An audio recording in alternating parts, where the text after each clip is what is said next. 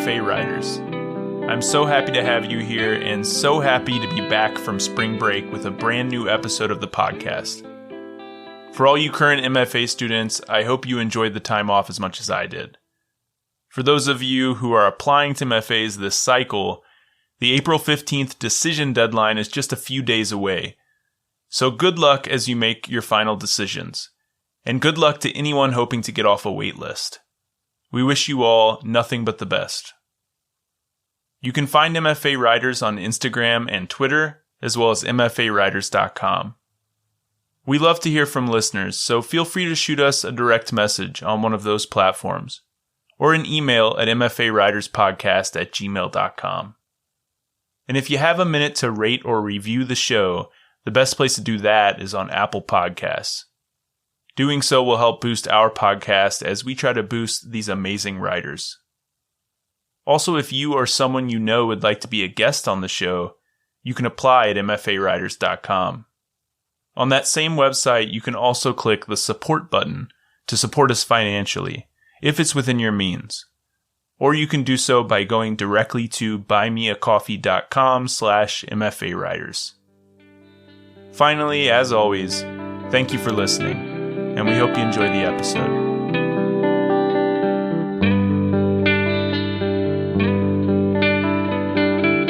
Welcome to MFA Writers, the podcast where we talk to creative writing MFA students about their program, their process, and a piece they're working on. I'm your host, Jared McCormick.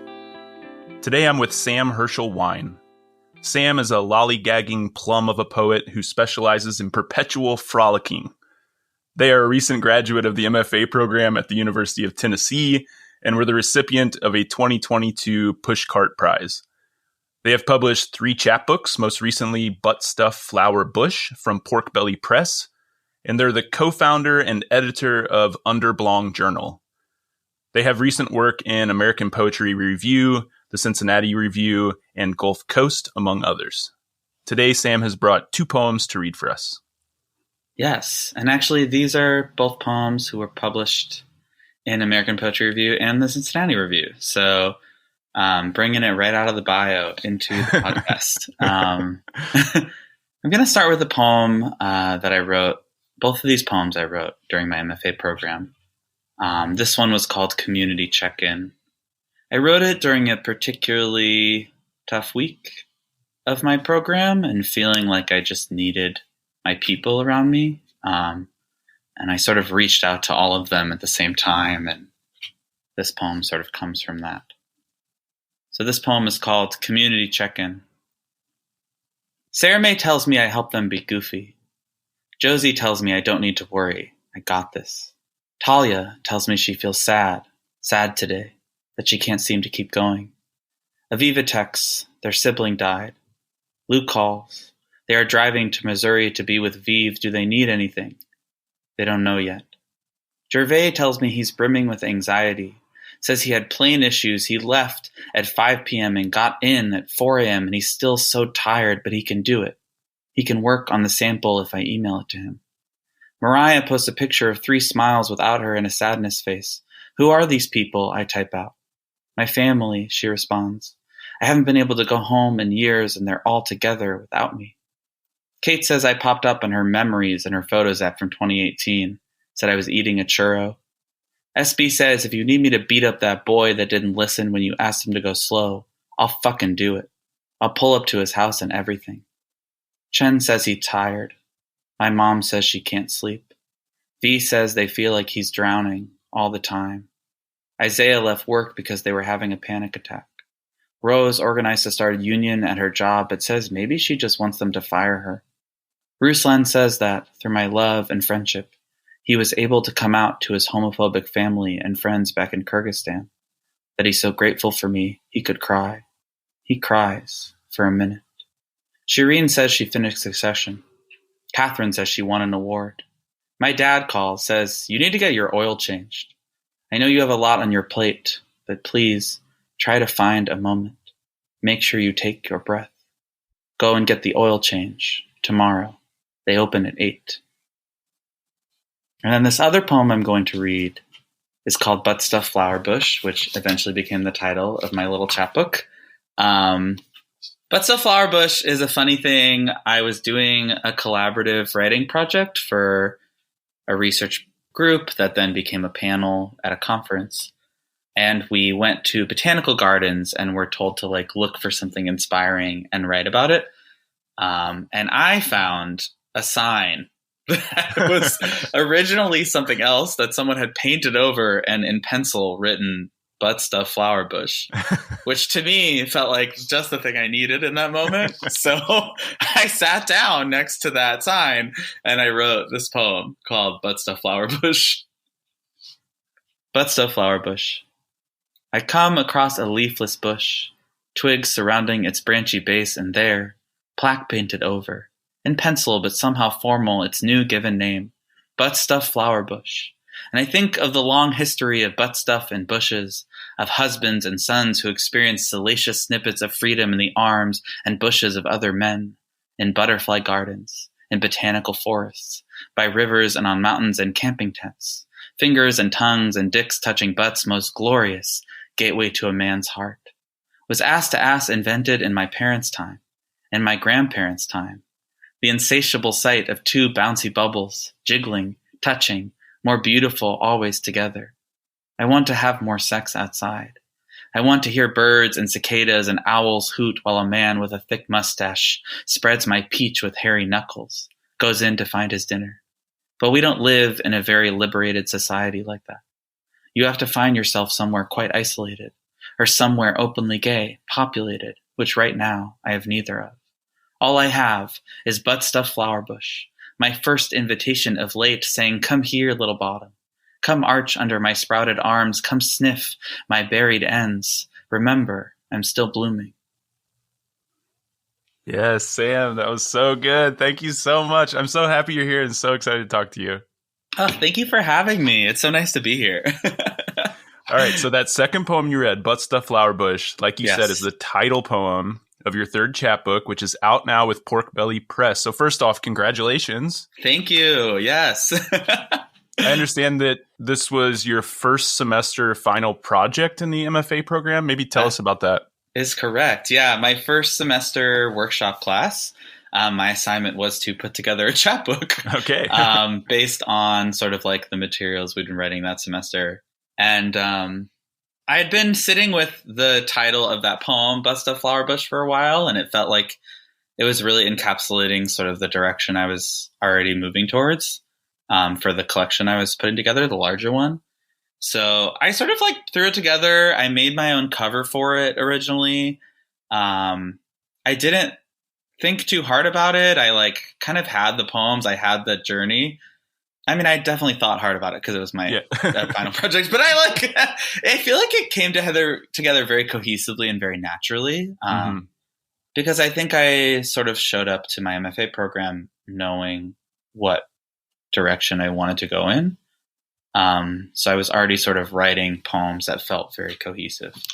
So I threw it together and I sent it out that January. So I turned it in December, sent it out in January, and it got accepted. And boom, that's great. There it was. Awesome. Yeah. We love it when it works out that way. It does not work out that way, really, ever. So so we'll take it when it does, right? Yeah. I know. So yeah, like I said, this is your third chapbook. Correct. What would your younger self think if you could go back and tell them in 2024 you'd be releasing your third chapbook? I think they'd be like, "Bitch, where's your manuscript? Where's your book?" No, I'm kidding. No, that was a joke. No, I mean, I think it's such a dream, you know? Yeah. Like, the first chapbook, I remember Fruit Mansion, like, really felt like it changed my life in a lot of ways. I think that chapbook, just like, I poured a lot of heart and soul into it. I worked on it for a lot of years. It came out with Split Lip Press, and it looked so beautiful, and it was like sold somewhat widely, and I feel like I really like garnered an audience, and I had a big book release party, and I celebrated myself as a writer, I think, sort of for the first time with that chapbook. And so then to have two more and to like continue to be able to celebrate myself and have my career advance and also watch my poems get better. I mean, I think it's just like what you want, right? Yeah.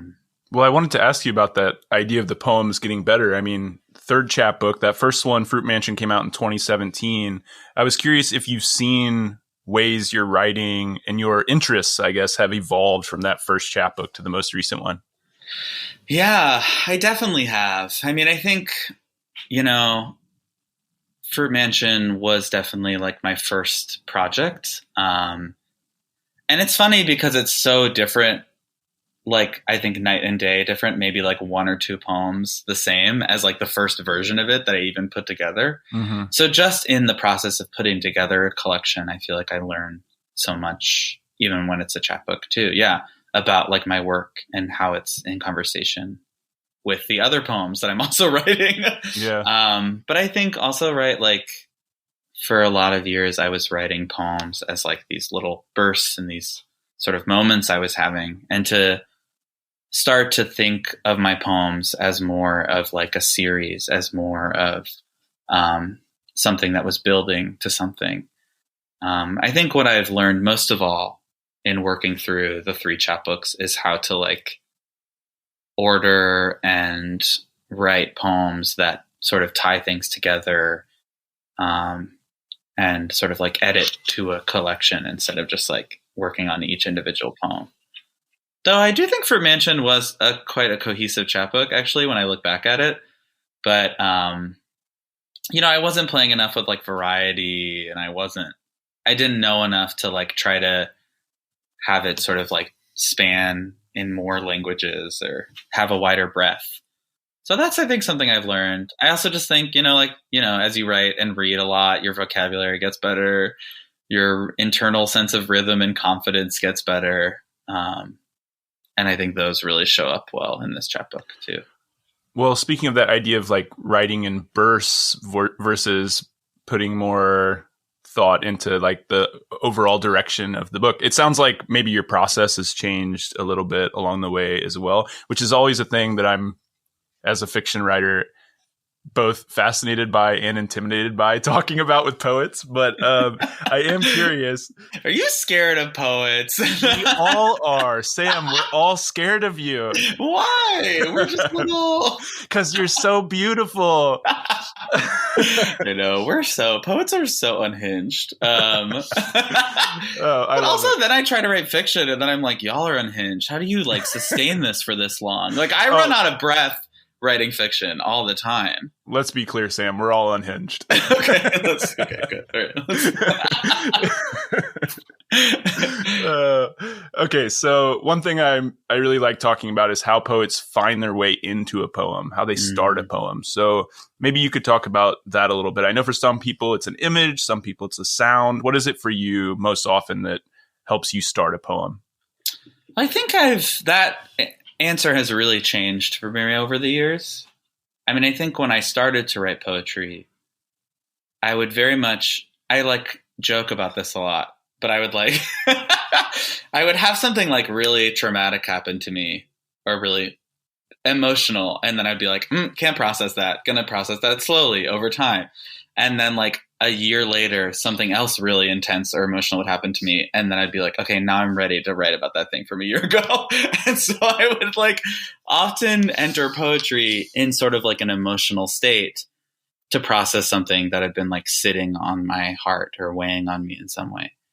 And so I think for a lot of my early years in poetry, I would like get sort of like almost the word I'm going to say is like activated. And I would be like, oh, I have all these feelings. And then I would like sit down and like expel something out or like process something. And I think I did that for a lot of years, and it was starting to feel unhealthy over time, to always have to like enter that headspace to work on a poem. Yeah. And also always have to like, not that there is not a shortage of triggers in the world, but to always kind of like need myself to get sort of like set off. It just didn't feel like a very intentional practice overall. It felt more reactive. Shout out to graduate school for giving me a lot of deadlines. It really helped me learn how to like think about the poem that I wanted to create and sit down and sort of orchestrate it. And not to say that I still don't write when I do enter those like emotional states, because I will always have those because our world is very intense and emotional. Right. But I really loved being able to like add another way in and and I was also doing that too all those years, but like with less intentionality and frequency. One thing my students and I talk about a lot, and I teach a couple of storytelling classes at Mizzou. We talk about this idea of like writing from your scars versus your wounds and like where to find the right balance there. It sounds like that was the kind of thing you were working through. Yes, it is. 'Cause I do believe in the writing as like helpful for myself, and I do believe that like when I work on a piece of writing that people relate to, it can be helpful to other people. But I also know that like exploiting your own emotional self for art is encouraged and like troubling in this field and like not always healthy for yourself. And I think I needed to like find the right balance of when I was writing to process and when I was mining my own self for like pressure and to like try to make sure I was continuing to generate. I mean, I think we would all like to think of writing as a thing that can help us through that trauma, but totally. Yeah, there's like a balance there, right? Yes. If you're constantly pushing yourself back into that headspace, it can kind of perpetuate it too. Yes. I think Morgan Parker was just on like some talk show the other day, which shout out to her. And she was like, writing is not therapy. Therapy is therapy. Yeah, and I was like, yeah, totally. Right. Writing has definitely been an important processing space in my life. And I do write like quite personal work for sure. Like I'm not shying away from myself in my work, but I also need to do that in a way that like feels healthy for me. So I would say that now I'm like entering poems often through lines that I think up. I like have a line bank that I write down a lot, and then I'll sit down with one of them and be like, okay, what's this? I do work really well based off prompts. I mean, I think that's something I really liked about graduate school was how many prompts I got, because sometimes I just need sort of like the ramp into the thing. But I am chaotic and not like systematized in how I work on poems, and I never have been. And it does happen. I'll work on like a bunch of poems in a short stretch and then not work on any for a long stretch. Like it does really fluctuate. I know that humor is also an important element of your writing, which you said can feel at odds with the queer narratives in your work, specifically some of that trauma that you're exploring. Is it hard to find the right balance between those two things when you're writing a poem? I think humor is something I do and have always done naturally. So I think sometimes I have to like make sure that I'm not overdoing it rather than underdoing it. Yeah. Right. Like I'm very queer and I'm also very Jewish. And I think in my life, we've, as a cultural group that I've been parts of, have used humor in a lot of ways to deal with like the intensive intergenerational trauma that we have. And I think I sort of grew up in a household where humor was used to like sort of distill and dissipate hard things. Do I think that I like have over relied on that in a lot of ways? Yes. 'Cause humor can also be a way to let up when things shouldn't be let up. It can be a way to like ease something too much for an audience when they deserve to have it in a more of a real way. So I think for me, the balance has been to like, allow the humor to let up because I do want things to be enjoyable for an audience. And I do like care about taking care of my audience. But I think I've historically like overdone that and have like cared too much about not being a burden or not putting too much of myself into something in the way that would be painful. And so I've really had to like make sure that I'm not relying on the humor as a crutch. But also not turning away from it, right? Because you told me that blending humor and trauma is pretty prevalent in other art forms, but it's like not really well represented in poetry, right? I think that humor and trauma go together like two peas in a pod. I think they are designed to be together, because I'm like, if I wasn't laughing, what would I have done? I probably would have just like broken down. I wouldn't have been able to get through a lot of stuff. Like the humor and the trauma are linked for me because the humor was how I survived the trauma. And so I think the importance there is essential. And I just also like love humor. But I do think that like there isn't a lot of representation of humor in poetry because of how concise and like emotionally dense and serious of a art form it's tended to be. I do feel like sometimes I get worried that like I come off as like frivolous or like I'm like doing a bit, you know? Right. Yeah. But I believe in like the power of what humor can do in that small of a space and how it can disrupt and how that disruption sort of also leads to like more connection with the work. Well, I also want to talk about how you got into poetry in the first place, because you told me you discovered your love of poetry as an adult working and gallivanting around Chicago. So tell me about that time in your life and what piqued your interest in poetry. Yeah, I mean, that's like sort of facetious because I did start in slam poetry in college a little bit. I dated a slam poet in college and it didn't work out well, but I was kind of like, ooh, this art form. And so I like kept showing up for a while and like did compete a few times, and I never really like did amazing and I never really did bad. I just was sort of around the scene. And then I moved to Chicago and I like went to a few slam venues and didn't really vibe. But then I went to my first ever writing workshop where I met a lot of writers. It was a week-long residency for Jewish American writers where I met like, a slew of people who sort of were like, oh, you are a poet. And like, I wasn't there for poetry. I was actually there for creative nonfiction. But they all clocked me immediately and they were like, you're a poet.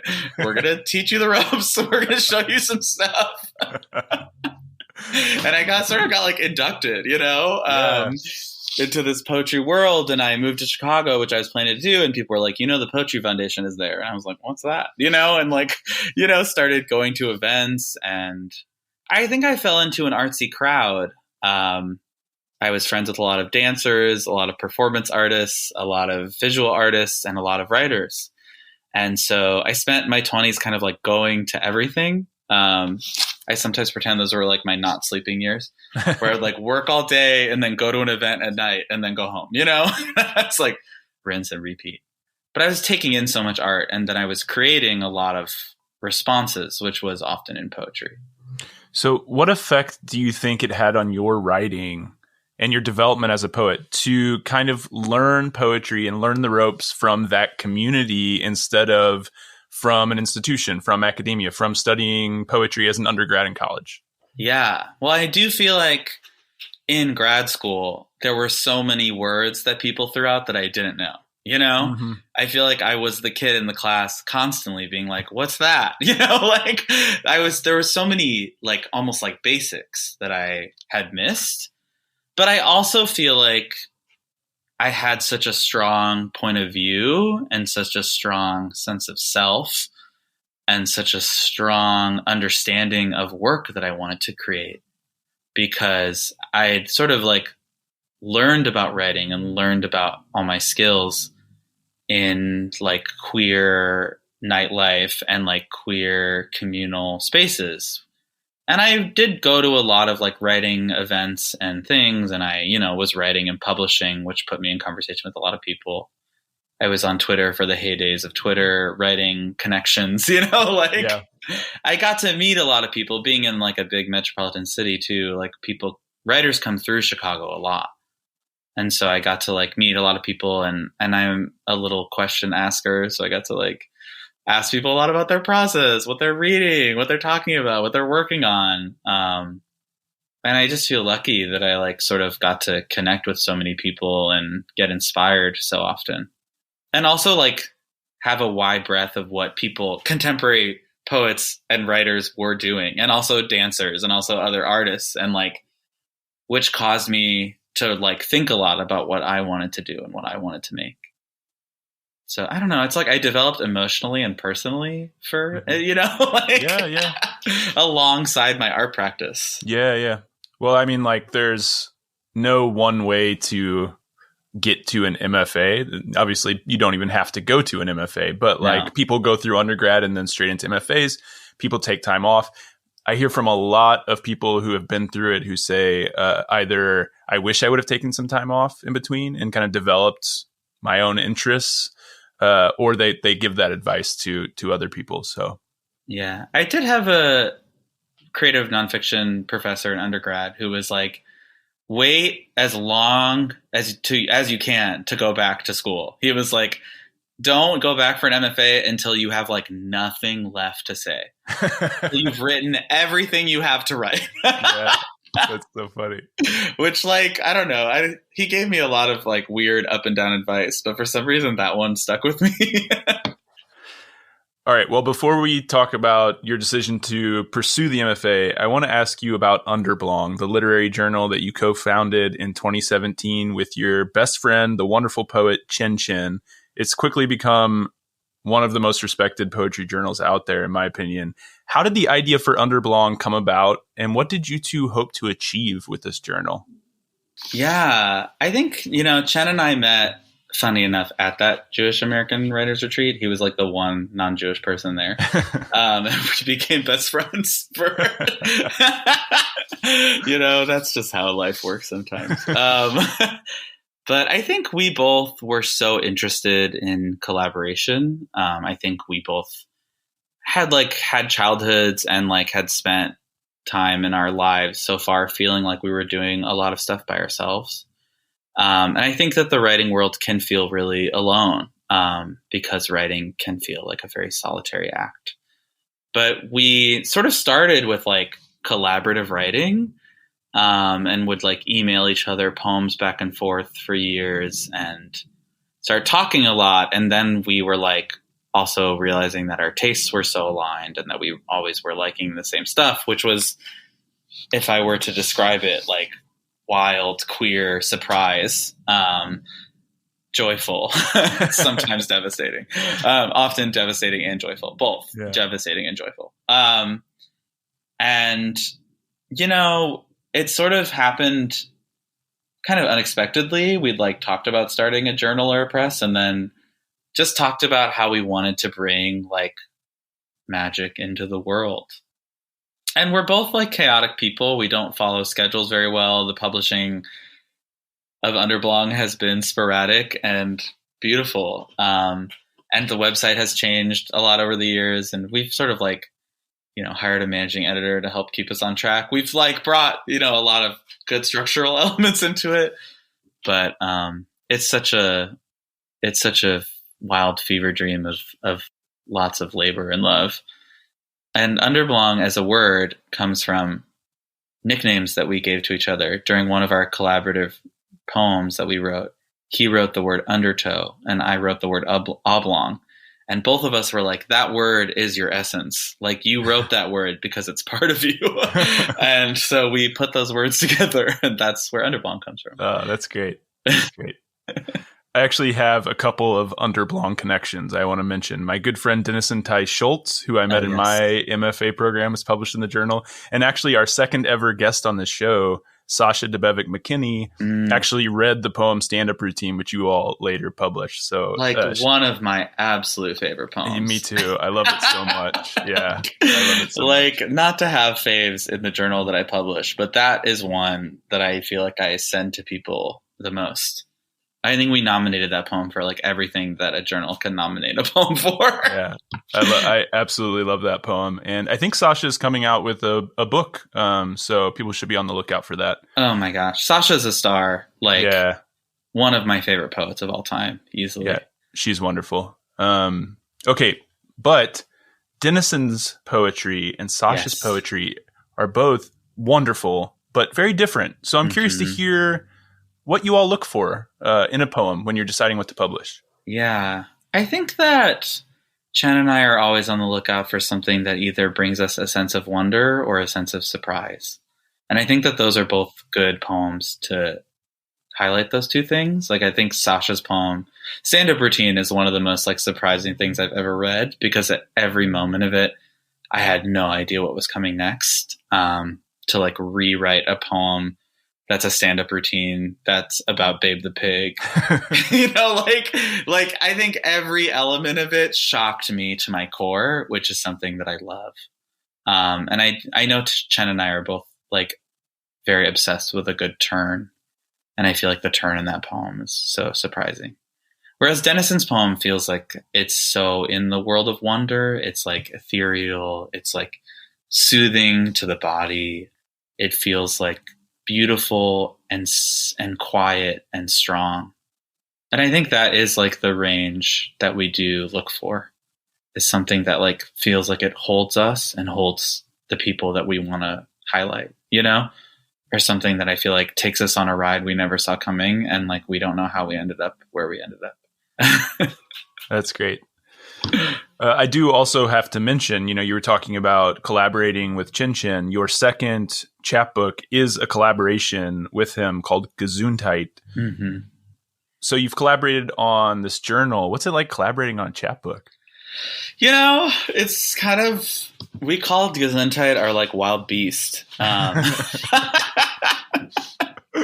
Because it's like a process that I think neither of us had ever really done before. It's a wild thing to collaborate on a chapbook. I think we've talked about collaborating on another one and, you know, haven't made as much headway because you have to really like be aligned in your visions for something and allow yourselves to be flexible about where your visions don't align. And, you know, Chen and I feel like write collaborative poems so well together, but we don't write them that often. So we like only have a few. So then I think filling in how our poems were discussing to each other back and forth, because there's 2 collaborative poems in Gesundheit, and then the rest were sort of going back and forth. It was a hectic process to put together. I think it was so fun. I don't know. We've talked about doing it again. I don't know if either of us will be ready to do it again for a while. I think but it's special to collaborate with someone whose artistic vision you like love and see yourself in and look up to. Especially like you mentioned earlier with writing, a thing that often feels very solitary, right? Yeah. And I've collaborated like with writers a decent amount. I've like taught writing collaboration workshops before, and I just like really believe in the way that writing with others can lead to like a surprise that sends you in a direction you don't go. I mean, I think that's why a lot of people turn to form. I think that's why a lot of people like prompts. Like, we need things to get us out of our comfort zone in our writing. And I just like to do things with other people because I'm a wild extrovert and just vibe that way. So I think it's a good mixture of all the things that are important to me.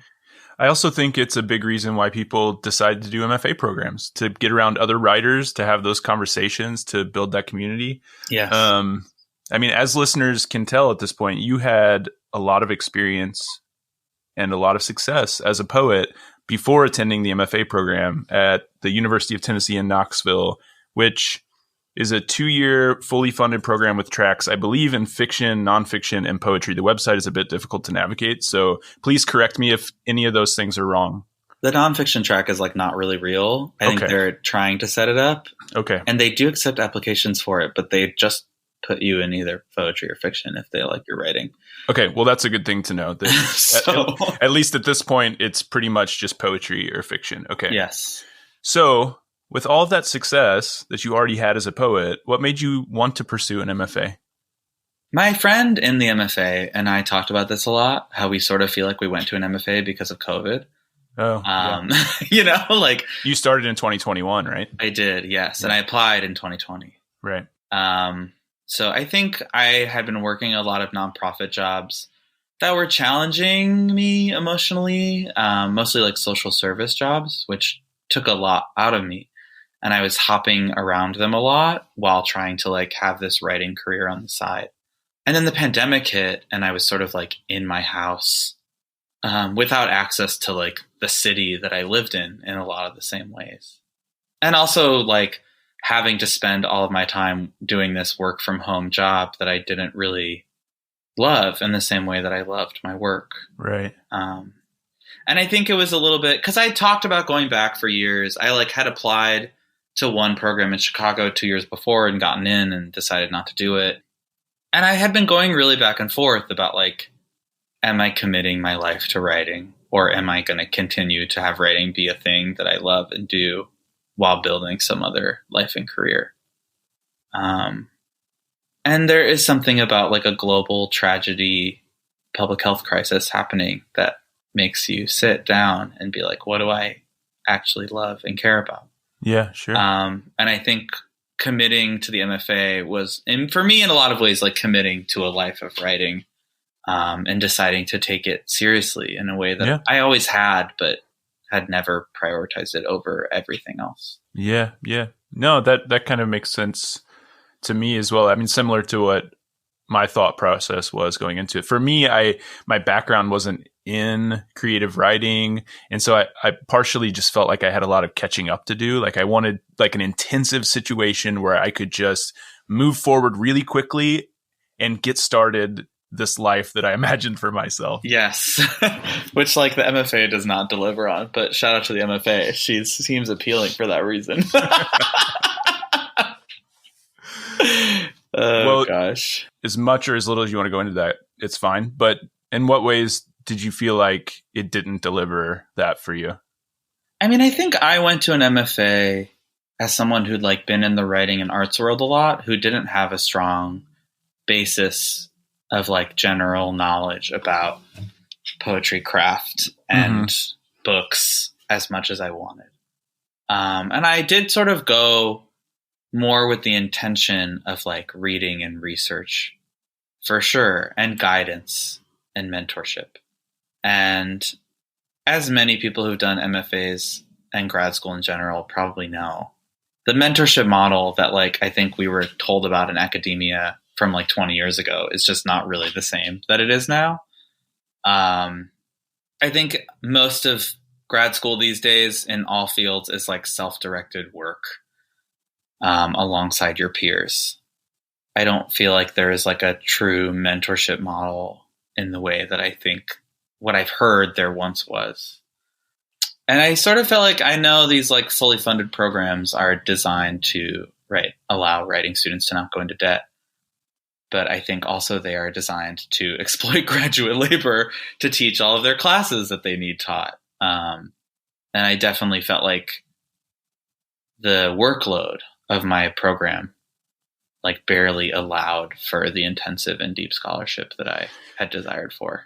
I think it's something for people to think about when they're applying to programs, because some programs don't require any teaching. Some of them, you get funding, you don't have to teach. Some of them, you only teach one class a year, sometimes one class a semester.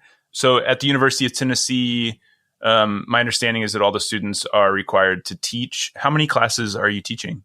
Yeah, so my first year, I TA'd both semesters while also tutoring in the tutoring center, while also taking a full course load of 3 classes.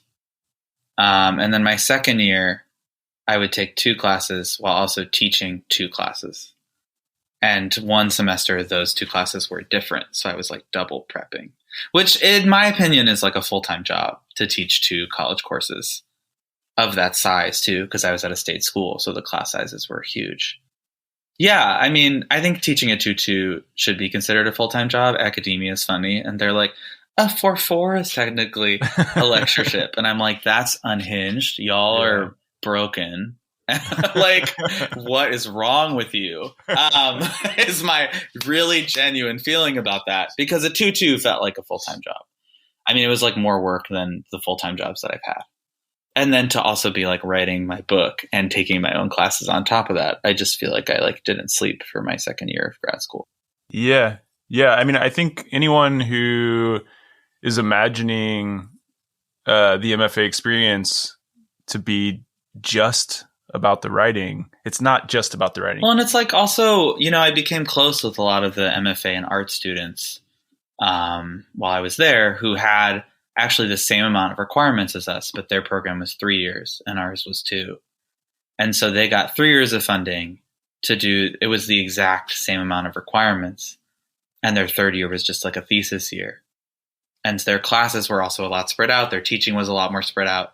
Whereas we were in this like 2-year cyclone doing the exact same amount of work. I mean, this is like something I've been thinking a lot about, which is like not something I need to talk about super a lot on this podcast, but I'm like, MFAs in creative writing are the only like MFA that's out of an art department that's in an English department. And what is the difference between an MFA in an English department and an MFA in an art department? From what I saw, quite a big difference. One was focused on like creation and artistic merit and value, and one was focused on like literature scholarship and keeping up with the demands of making an English department feel relevant. So I was sort of like, why aren't there more MFAs in creative writing that are in art departments? And because I know there are some. There are some, yeah. There are some that are in art departments for sure. It's bureaucracy is strong. It is strong in the university system. It's so wild. And like, I don't know. I mean, English departments, I don't know. I'm not going to talk about English departments right now, but there's a lot to say about English departments. Yeah, there's a lot going on. There's a lot of things that that the departments have to take into account and think about and sometimes prioritize over the work, the art, yes. Right? And that can be disheartening. And that's something that I think that we all need to understand and think about and take into account and consider whether that is something that is going to be okay with us or whether that should dissuade us from pursuing the MFA. Yes. Because I think like, English departments in the US these days feel so focused on like composition and rhetoric, and creative writing often felt like an afterthought, which is just, I feel like, so the opposite of like how the students in the program felt, how the undergrad students who were like all signing up for creative writing classes felt, right? Like, I think that there's such a magic in creative writing. And I just think it's like an important conversation for people looking into programs to have about like, what is the English department's relationship like with the creative writing faculty and side? And I don't think it's unique to Tennessee because in my program, it was very similar. The creative writing program was within the English department, but there was a lot of push and pull and tension between the creative writing people and the English people. And sometimes that affects the decisions for all of the students in that department. Even though my colleagues in the who were getting degrees in English had much different considerations for their time than I did as a creative writer. Yes. So you have two groups of people with different priorities and considerations who are falling under this bureaucratic umbrella that kind of affects all of us. Yes. Yeah. That is a great way to say that. I felt that as well. Yeah. Because Tennessee also has a PhD in creative writing too. Right. So there is like a doctorate level course of the creative writing elements as well, which does add like a certain level of prestige to the department too. Mm-hmm. Yeah.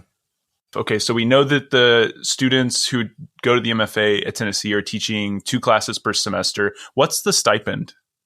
So the stipend changes from year 1 to year 2. In year 1, it's like $14,000 a year, and year 2 it's $18,000 a year, which is at this point not super livable in Knoxville anymore. Okay. I think when those stipends were designed 10 to 15 years ago, they were somewhat livable, but they're in need of a large increase. Yeah. Sadly, that's probably around average for MFA stipends. But I think, that's what I was going to ask. Is it livable in Knoxville, which is really the context that we have to put these stipends into, I think. Yeah. I think it used to be. I mean, I think rent in Knoxville used to be really cheap, but rent in Knoxville, I think, has gone up like, what did they say? Like over 100% in the last 4 years, just from like how COVID has impacted the housing market crisis. I had a lot of students who like couldn't find places to live because the rental market had like gone so nuts in that city. So I think the grad students all used to live in this neighborhood that was like close to the university, but like with a little bit of distance, and would all commute together. And it was like a whole thing. And now the grad students are having to live like further and further and further away from the university. So I think that's just a shift just of the last few years that the university has to figure out how to manage. Right. Okay. And what types of classes were you teaching, and how was your teaching experience? I love teaching, so I had a good time. I mostly taught freshman composition, and I got to teach 1 intro to creative writing class.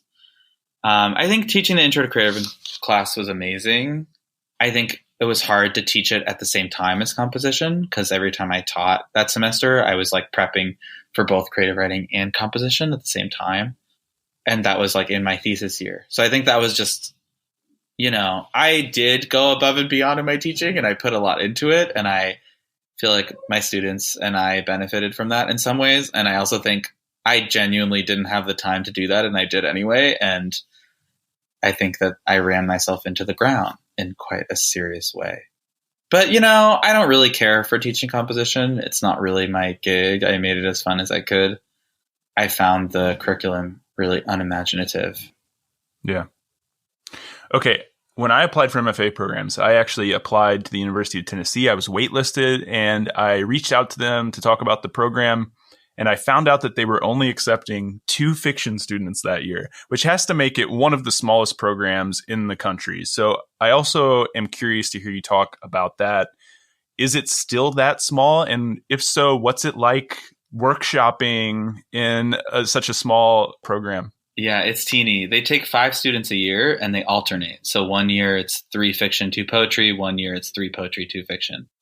So it depends on the year if they're going to take 3 or 2 in the genre you're applying for. It's teeny. Our workshops were all of the students active in the program there together. So it was all the first years, all the second years, both MFA and PhD were all workshop together. So I think that created like a tight-knit community for sure.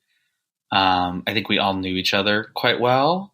Because, there was like 8 poets active in the program at a time, and we were all in workshop together every semester, because there was only one like poetry workshop offered every semester, or really poetry class in general offered every semester. So it is very small. You do, which also the dynamic changes so much year to year based on who's there, because one person can change that small of a dynamic hugely. So it's one of those things where it's like the luck of your cohort can really dramatically change your experience in a program like that. Yeah. Because of how small it is. That makes sense. Well, you told me before the interview that one thing you really loved about the MFA program is that you got to learn a lot from your classmates. Maybe you can tell us about that a little bit. Yeah. I mean, I think I would say of all the poets who were there, our styles were almost entirely all quite different. And I think that there were some poets there who were writing in like styles and traditions that I really didn't have a lot of familiarity with. I remember the first year PhD student who came in with me, Gabriel Reed, who is like a writer that I love and has only published ever once. And it was at the Kenyon Review, which is like such a flex. But he, in our first meeting on Zoom, was like, what books should I read to like kind of familiarize yourself with the lineages you were all in? And I remember just like really loving that question. And I read a lot of books that his work was in lineage with that I feel like I never would have like read otherwise. And just studying closely his style of work, which felt so different from mine, and seeing the choices he made, I feel like taught me like so much. And I felt that way about like several students in the class for sure. But he's just like the main example that I'm thinking of right now. I also did take one fiction workshop there. And I think that also improved my writing like a lot. And getting to the fact that program, the creative writing workshops are never on the same day. So it is frequently like that students take workshops in other genres at least like once. And now they're even encouraging it. They're offering it as like literature credit to be able to use a workshop from a different genre. So I appreciated that too. But yeah, I mean, just like sitting around every week and discussing all of your work in a room together will lead to everyone growing as long as they're listening and taking that in. And in the process of talking about other people's work, I feel like you just naturally learn a lot about your own work too. Well, we talked about how your third chapbook was a project that you did in the first semester in the program. I'm curious to hear what you were doing after you finished that. So tell us about your thesis. Yeah, my thesis is sick. It is a fully realized and finished book. I worked really, really, really, really, really hard on it. sacrificed a lot of my mental health and sleep and healthy living habits to turn that into a book that I would be really proud of coming out of that program. And of course, in the like 6 months after the program is sort of when it like fully generated itself into a place that now I feel like it's really ready for publication. But it does feel fully realized and ready for publication. It is the strongest project I've ever put together. It is cohesive, and it feels like fully thought out, fully realized. I love it. I don't know. What do I say? I think I went off. I think I nailed it. I love that book. I think it's really special. I'm sending it out now. You know, the poetry publication, book publication world is, I'm going to safely say on this podcast, a nightmare. It is all contest based. You pay money to enter these contests with like hundreds and hundreds and hundreds of books, and they pick 1 or 2 a year, and you just kind of keep playing that game. So that sucks. And I'm playing that game hoping that someone out of the kindness of their heart plucks my little guy out of the pile and it's like this one. And I'll keep doing that until that happens. Well, keep doing it because I want to read it. Yeah. I can't wait to read it when it gets out. This has been so much fun. I absolutely love talking to you. All right. So before we go, the last question that I usually ask guests is, what is one way in which the MFA experience has been different, for better or for worse, from your expectations when applying? And I want to prompt you a bit on this because you told me before the interview, and we've talked about it a little bit since, this idea that you believe academia and the arts should be separated, and it feels wrong to put poetry in an institution. So can you tell us about that and what avenues you suggest for people looking for a place to improve their craft outside of an institution? Yeah, that's such a hard question, the second part of that. But I'll get to that first. I think that poetry and the arts in general are like sacred emotional responses to like a society and to people and to the world. And I think that in our like American imperialist capitalist system we have now, we are being attempted to like be turned into like worker bee drones, to not stop and think, to not process the world around us. And I think poetry and art hold such a sacred space of communicating between people about our human and lived experiences in a way that like not many other things are able to do. And so I've been very dubious of like the institutionalization of poetry. I mean, there's all those like rumors about, you know, the MFA being started by the CIA, because there's like this fear of what happens when we stop working so hard, when we slow down to process our feelings, our lives. What will we realize about the systems that we're in? What will we realize about our education system and how it has prepared us for this world? What we realize about this world and what it demands of us for basic needs like housing, like healthcare, like food. How much we've set up on this sort of capitalist system so that we're all so busy and so maxed out we can't process things, and so that people at the top have all the money and are super rich. And so there are lots of elements that I felt in the MFA of this this like way that poetry has become part of like a system, like to lead to that, right? It's like we're all hustling for these very few opportunities. We're all working so hard and given no support or encouragement. And that's normalized as like part of it. When it's an institution, it's like, this is how it is. Instead of taking a step back and being like, why is it this way? Who set this up? Oh, wait, not artists. You know, like, why would artists induce this level of competition in something that is also so subjective and so like emotionally based in a way that you can't really quantify it, right? I mean, people have tried to quantify poetry over many, many millennia. to various success. And I think that there are tools, and there's like, I loved the idea of sort of like a general basis of like basics of knowledge, right? Of like learning a craft to be able to succeed at the craft. But if you're learning the craft to succeed at the craft in capitalism, then are you really learning the craft to learn, or are you trying to have a success at something? So that is something that like I think the MFA illuminated to me very clearly.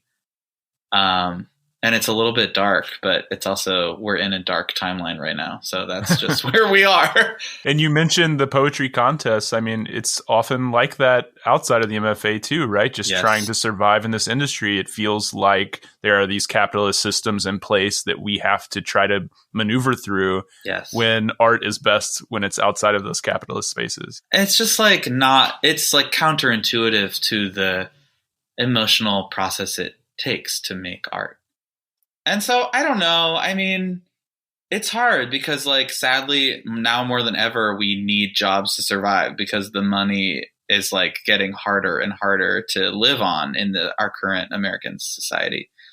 And I think globally, since the pandemic, especially, things have like escalated into everything costing more all around the world. I think it's challenging because I've found the most success and love and encouragement in my work in community spaces where there like are not a lot of resources, but there's a lot of like passion. And it's like, how do we continue to support artists without all the resources that we need is like the question that keeps coming back to. It's like, we don't have the resources we need, and what can we still do? Which I think is just a little bit of a sad question. And I'm like, why does it have to be this way? But, like, I don't know. As someone who started a journal, who's tried to like build my own stuff, that also is like an unbelievable amount of work, and takes you away often from the work itself too. Which like, I think there are people who are more geared to that. And I think there are people who like need to be prioritizing their own work always. I feel like I didn't give a very happy or good answer to that. That's okay. Like you said, that it is a tough question to ask, but we have to ask the questions and we have to think about them, and we have to, go through the process of pondering what other communities might be more beneficial to our writing, or how we might change the systems in place to make them even better. Those are things that we have to be discussing and thinking about, even if it's tough.